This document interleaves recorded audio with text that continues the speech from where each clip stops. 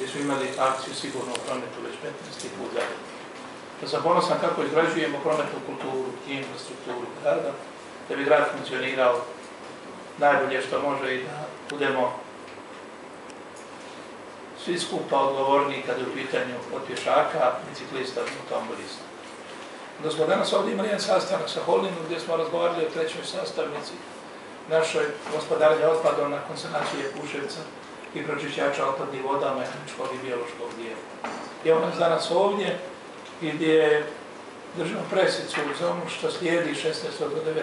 svibnja, a to je energetski tjedan, treći po redu. Nema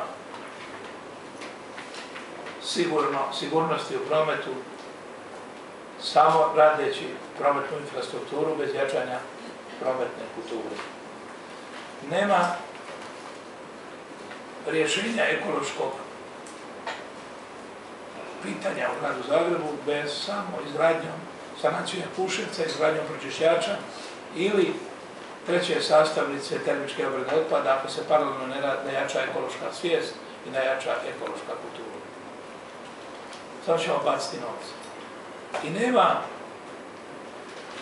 grada Zagreba na karti svjetskih evropskih metropola, a to već on je, iako formalno ćemo postati za godinu dana, tu se zahvaljujem svima vama, možemo svo znanje ovoga svijeta upotrijebiti, kao što reče čovjek koji je na praktičnom dijelu kroz svoju kuću pokazao ovaj frapantan podatak da za 1 sekundu sunca proizvede energije više nego što smo sve do sad potrošili na svijetu. To prvi put čujem. To je strašno, to je frapantno. I koje mogućnosti su na raspolaganju. Badava nam sve to skupa ako ne jačamo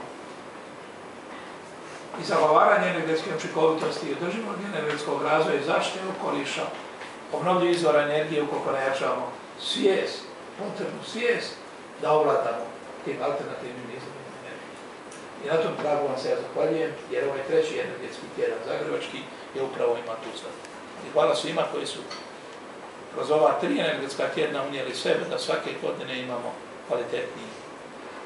kvalitetnije sudionike, kvalitetnije ljude za koje stoje djela, ne samo riječi, i koji mogu s ponosom, a ja na čelu ovoga grada konstatirati da sam ponosan da imam takve ljude koji, evo već treći put zajedno svjedoče evropska i svjetska iskustva kad su u pitanju i energetska učinkovitost i obnovljivi izvori energije i racionalno korištenje energije. Hvala još jednom svima.